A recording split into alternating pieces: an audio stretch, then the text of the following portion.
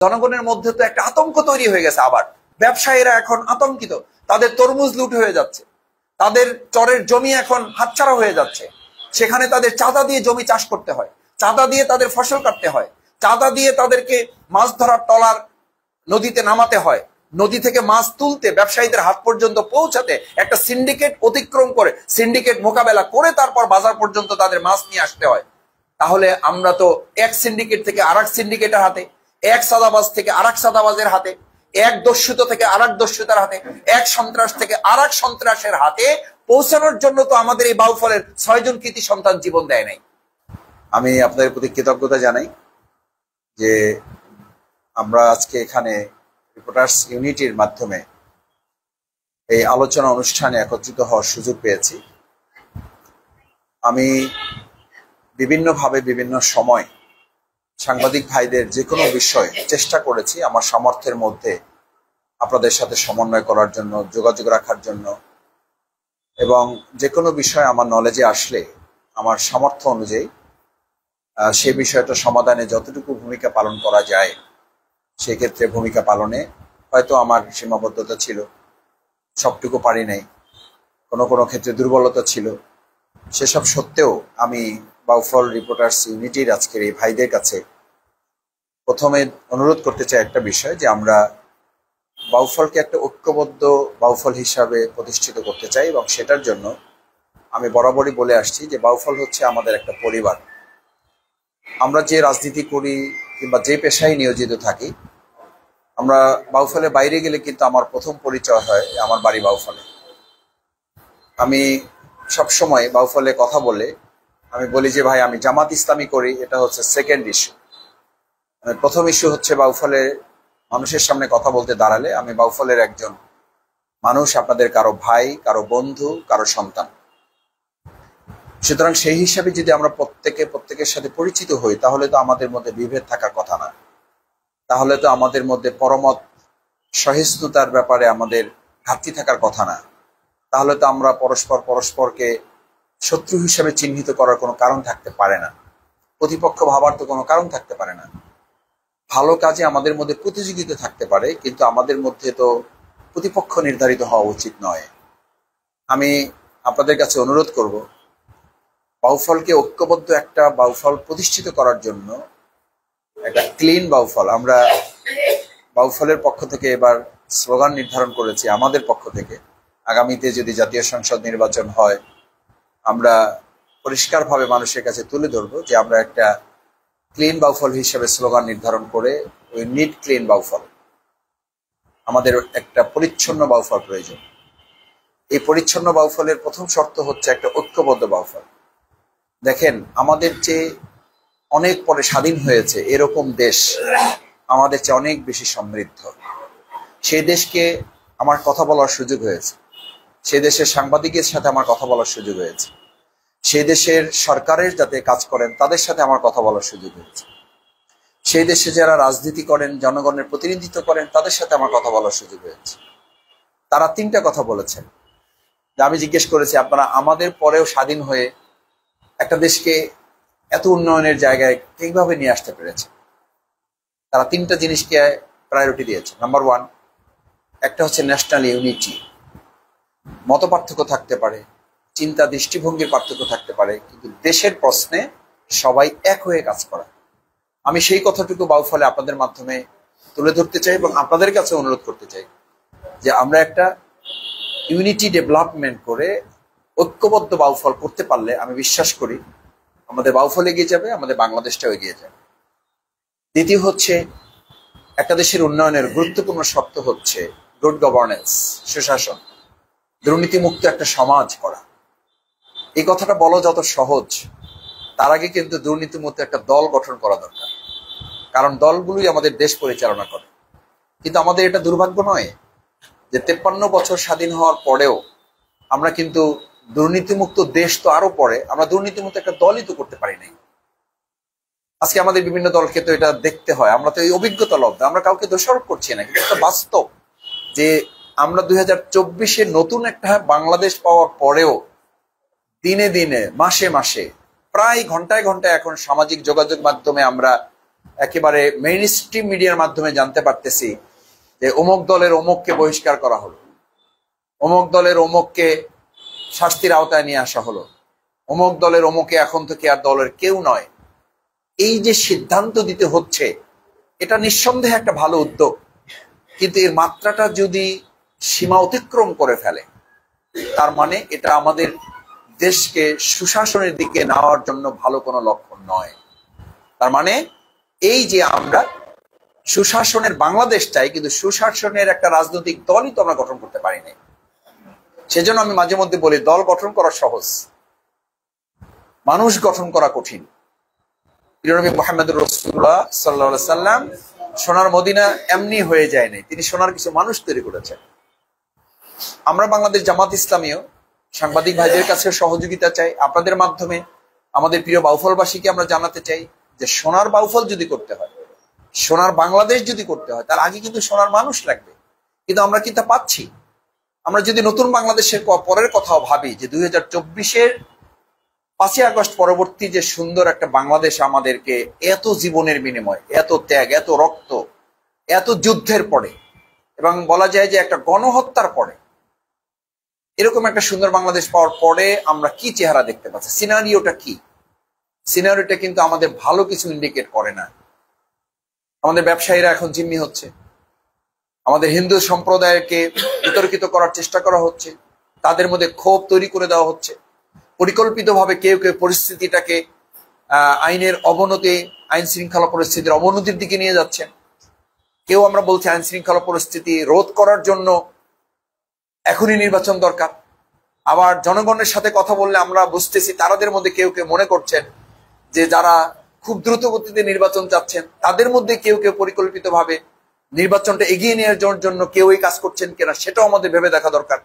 কারণ আমরা তো শুধু একটা নির্বাচনের জন্য যেমন গণ অভ্যুত্থান করেছি, এই সরকারের বিদায় দিয়েছি, আবার এই সরকার বিগত 15 বছরে যে দেশটা ধ্বংস করে গেছে, বিভিন্ন প্রতিষ্ঠানগুলোকে শেষ করে দিয়ে গেছে, সেই জায়গাগুলোকে সংস্কার না করে তো একটা অর্থবহ নির্বাচন করাটাও স্বাভাবিক নয়। কারণ আমরা ছোট ছোট নির্বাচন দেখেছি, সেই নির্বাচনগুলো কিন্তু নিরপেক্ষ অংশগ্রহণমূলক সব জায়গায় সমানভাবে এই সরকারের আমলেও বাস্তবায়ন করা সম্ভব হয় না। যদি তা না হয়, তাহলে জাতীয় নির্বাচনের মতো একটা নির্বাচন আমরা বিগত ফ্যাসিস্ট সরকারের যারা দোষর ছিলেন তাদেরকে চিহ্নিত করা, আইনের আওতা নিয়ে আসা, গ্রেপ্তার করা, বিচার করা, এই কাজগুলো অন্তত শুরু না করে একটা নির্বাচনের দিকে আপনি গিয়ে কি করে সুশাসন প্রতিষ্ঠা করবেন? কারণ সুশাসনের জন্য তো সুশাসনের কর্মী লাগবে, সুশাসনের রাজনৈতিক দক্ষ মানুষ লাগবে, সুশাসনের সরকারের দক্ষ কর্মকর্তা লাগবে। সেই জায়গা তো আমরা সরকারকে বারবার বলতে শুনি যে আমরা আসলে যেখানেই চেষ্টা করছি সেখানেই এখনো ফ্যাসিস্টের দোসরদেরকে আমরা দেখতে পাচ্ছি, তাদেরকে এখনো পরিপূর্ণভাবে আমরা দোসর মুক্ত একটা মন্ত্রণালয় গঠন করতে পারিনি। আমি সাংবাদিক ভাইদের অনুরোধ করতে চাই, আপনাদের মাধ্যমে আমাদের বাউফলবাসী, আমাদের দেশের মানুষের কাছে এই বার্তা পৌঁছবে যে নিশ্চয়ই আমাদের একটা অংশগ্রহণমূলক এবং স্বচ্ছ নির্বাচন প্রয়োজন, এবং যত দ্রুত পারা যায় সেটা প্রয়োজন। নির্বাচনে একটা সংস্কার, এটা সত্য, কিন্তু সেই নির্বাচনটাকে অর্থবহ করার জন্য তো একটা সংস্কারের ধাপে আমাদেরকে বসতে হবে। আমি সিরিয়ার কথা বলি, আমি শ্রীলঙ্কার কথা বলি, আমি আফগানিস্তানের কথা বলি, যে সমস্ত জায়গায় ফ্যাসিস্টদের, স্বৈরাচারদের বিদায় করার পর 2 বছর, 3 বছর, 4 বছর তারা সংবিধানে পাশ করে নিয়েছে যে আগে সংস্কার হবে, তারপর আমরা একটা নির্বাচনকালীন সরকারের দিকে আমরা ধাবিত হব। সেখানকার সংবিধান বিলুপ্ত করে দেওয়া হয়েছে, সেখানকার প্রেসিডেন্টকে সরিয়ে দেওয়া হয়েছে। আমরা কিন্তু কোনোটাই করতে পারি নাই, না প্রেসিডেন্ট সরাতে পেরেছি, না আমরা সংবিধান বিলুপ্ত করতে পেরেছি, না আমরা 2 বছর 3 বছর নির্দিষ্ট একটা মেয়াদকে নির্ধারণ করতে পেরেছি যে এই সময়টুকু সংস্কারের জন্য বরাদ্দ করে আমরা আমাদের প্রিয় মাতৃভূমি বাংলাদেশটাকে একটা অংশগ্রহণমূলক নির্বাচনের জন্য নিয়ে যাব।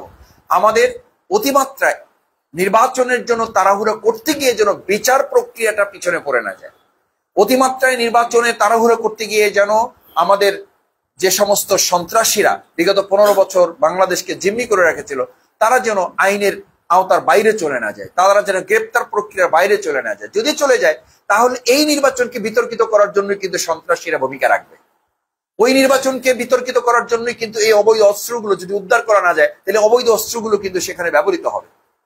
এই নির্বাচনকে বিতর্কিত এবং জনগণের অংশগ্রহণমূলকতার প্রশ্নবিদ্ধ করার জন্যই যে অবৈধ অস্ত্র এবং অর্থ যাদের হাতে আছে তারা বিনিয়োগ করে আজকে যেমন ঘোষণা করে যে আমাদের গাজীপুরে আমাদেরকে শান্তিতে থাকতে না দিলে আমরা দেশকে শান্তিতে থাকতে দিব না, সেই লোকরা তো আছে এখনো বাইরে। তো তারা তো নির্বাচনের দিনে একই কথা বলবে যে আমাদেরকে নির্বাচন করতে না দিলে, আমরা নির্বাচনে অংশগ্রহণ করতে না দিলে আমরা সুষ্ঠু নির্বাচন করতে দিব না। তারা অবৈধ অস্ত্র ব্যবহার করবে, তারা অবৈধ টাকা পাচারের টাকা সেখানে বিনিয়োগ করবে। সুতরাং এই প্রশ্নগুলো কিন্তু খুব স্বাভাবিক। আমি এটা বলছি যে সুশাসনের জন্য সুনাগরিক তৈরি দরকার, সুশাসনের জন্য, গুড গভর্নেন্সের জন্য সুন্দর রাজনৈতিক সংস্কৃতি বিনির্মাণ করা দরকার। কিন্তু আমাদের এই 2024-এর 5ই আগস্ট পর আমাদের কাছে সিনারিওটা কি এটা বলে? জনগণের মধ্যে তো একটা আতঙ্ক তৈরি হয়ে গেছে, আবার জনগণের মধ্যে তো একটা উদ্বেগ তৈরি হয়ে গেছে, জনগণের মধ্যে তো আবার একটা উৎকণ্ঠা তৈরি হয়ে গেছে। ব্যবসায়ীরা এখন আতঙ্কিত, তাদের তরমুজ লুট হয়ে যাচ্ছে, তাদের চরের জমি এখন হাতছাড়া হয়ে যাচ্ছে। সেখানে তাদের চাঁদা দিয়ে জমি চাষ করতে হয়, চাঁদা দিয়ে তাদের ফসল কাটতে হয়, চাঁদা দিয়ে তাদেরকে মাছ ধরার ট্রলার নদীতে নামাতে হয়, নদী থেকে মাছ তুলতে ব্যবসায়ীদের হাত পর্যন্ত পৌঁছাতে একটা সিন্ডিকেট অতিক্রম করে, সিন্ডিকেট মোকাবেলা করে তারপর বাজার পর্যন্ত তাদের মাছ নিয়ে আসতে হয়। তাহলে আমরা তো এক সিন্ডিকেট থেকে আরেক সিন্ডিকেটের হাতে, এক সাদাবাজ থেকে আরেক সাদাবাজের হাতে, এক দস্যুত থেকে আরেক দস্যুতার হাতে, এক সন্ত্রাস থেকে আরেক সন্ত্রাসের হাতে পৌঁছানোর জন্য তো আমাদের এই বাউফলের 6 জন কৃতি সন্তান জীবন দেয় নাই। এক সন্ত্রাসের থেকে আরেক সন্ত্রাসে পদার্পণ করার জন্য তো আমাদের বাউফলের প্রায় 2.5 শতাধিক ভাইয়েরা গুলিবিদ্ধ হয় নাই। আমাদের এই গুলিবিদ্ধ পরিবারগুলোর কাছে যদি আমরা জিজ্ঞেস করি, আমাদের এই 6টা শহীদ পরিবারের সদস্যবৃন্দের কাছে যদি আমরা জিজ্ঞেস করি, আমি গতকালকে এক শহীদ পরিবারের সাথে সময় কাটিয়েছি, তাদের পরিষ্কার বক্তব্য আমাদের এই ছেলেরা শহীদ হয়েছে সুন্দর একটা বাংলাদেশের জন্য, চাঁদাবাজ মুক্ত একটা বাংলাদেশের জন্য, সন্ত্রাস মুক্ত একটা বাংলাদেশের জন্য, দখলদার মুক্ত একটা বাংলাদেশের জন্য, সুশাসন প্রতিষ্ঠা করার জন্য। বাংলাদেশ জামাত ইসলামীও সেই গুড গভর্নেন্স, সুন্দর সুশাসন প্রতিষ্ঠা করার জন্য দুর্নীতি মুক্ত, চাঁদাবাজ মুক্ত, দখলদার মুক্ত, সন্ত্রাস মুক্ত একটা সমাজ বিনির্মাণ করার কাজ সাংবাদিক ভাইদের সহযোগিতায় আমরা সামনের দিকে এগিয়ে যেতে চাই। 3 নম্বর যেটা বলে শেষ করতে চাই, আমি আপনাদের অনুরোধ করতে চাই সম্মানিত সাংবাদিক ভাইয়েরা, আমাদের প্রিয় বাউফলটাকে আমরা যদি একটু সুন্দর করে সাজাতে চাই তাহলে সবাই মিলেই কিন্তু আমাদেরকে সাজাতে হবে। এই জন্য প্রথম বলেছি একটা ঐক্যবদ্ধ বাউফল, 2 বলেছি গুড গভর্নেন্স, 3 হচ্ছে আমাদের জন্য খুব ইম্পর্টেন্ট ইস্যু যে রাজনীতিতে আমাদের পরমত সহিষ্ণুতা ফিরিয়ে আসা দরকার। আমি ছাত্র জীবনেই দেখেছি, আমাদের মুরব্বীরা তো আরো ভালো বলতে পারবেন, আমি ছাত্র জীবনেই দেখেছি আমাদের বিশ্ববিদ্যালয়ে 2 ছাত্র সংগঠনের মারামারি চলতেছে, যেই ছাত্র সংগঠনের সাথে মারামারি চলতেছে সেই ছাত্র সংগঠনের মূল সংগঠনের বাড়িতে গিয়ে আমি আশ্রয় নিয়েছি, আমি থেকেছি। ওই মুরব্বী বলছে যে তোমাদের মারামারি ক্যাম্পাসে জাল চলছে, দৌড়ে চলো, আমাদের এখানে কোনো দল নাই, তোমরা আমাদের ছাত্র, তোমরা আমাদের সন্তান। আমরা আমাদের মূল সংস্কৃতি, মূল রাজনৈতিক দলগুলোর মধ্যে কি এই পরমত সহিষ্ণুতা আমাদের আছে? বক্তৃতার মধ্যে কি এই সংস্কৃতি আছে? নাই।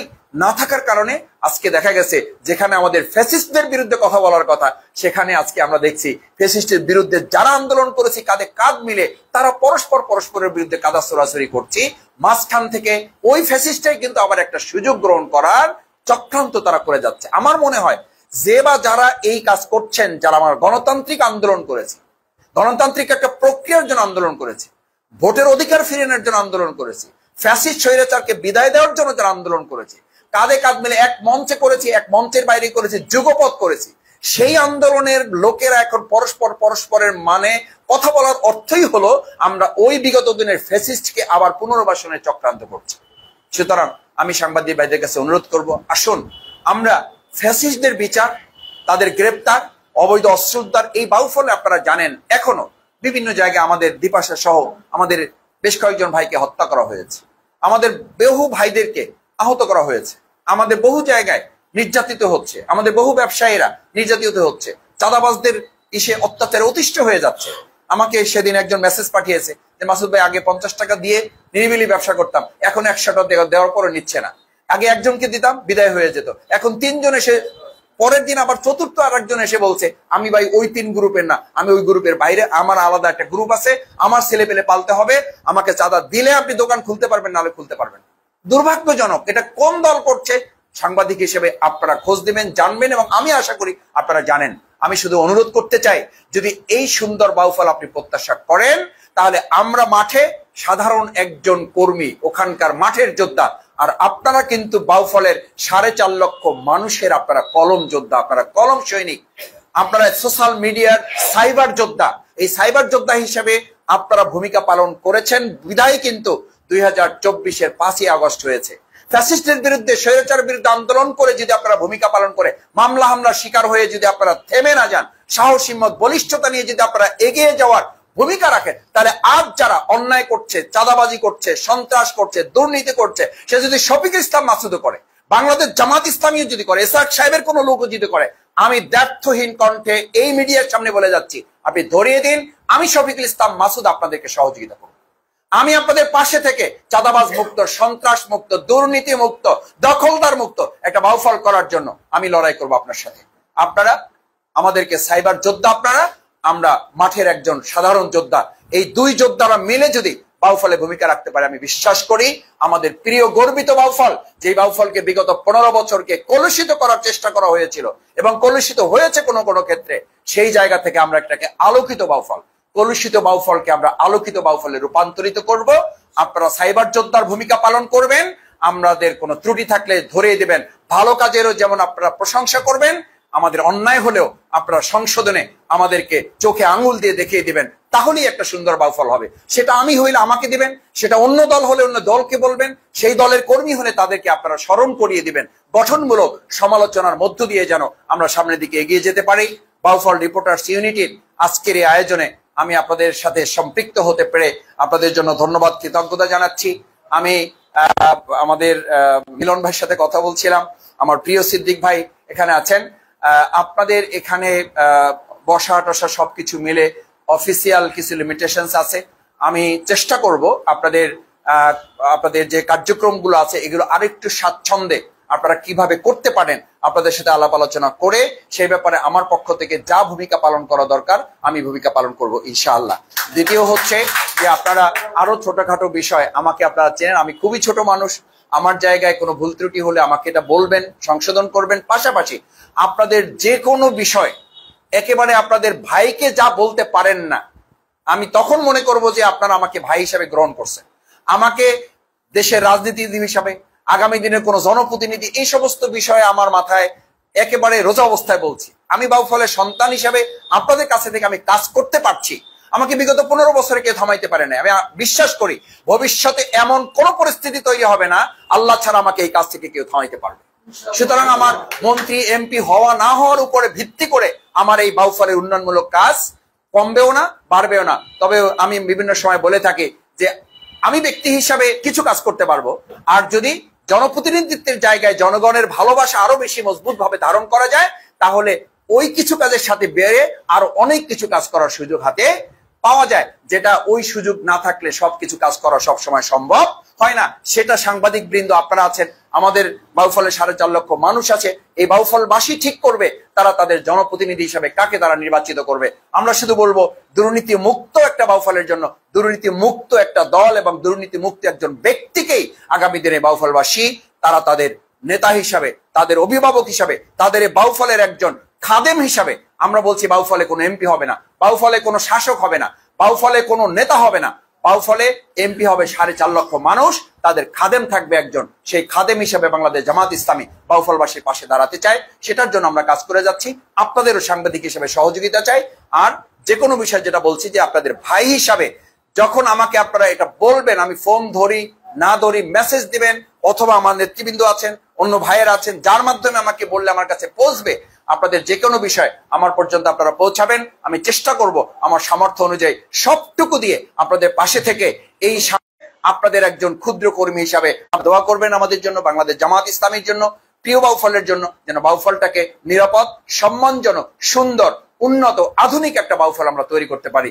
সবাইকে ধন্যবাদ। আসসালামু আলাইকুম ওয়া রাহমাতুল্লাহি ওয়া বারাকাতুহু।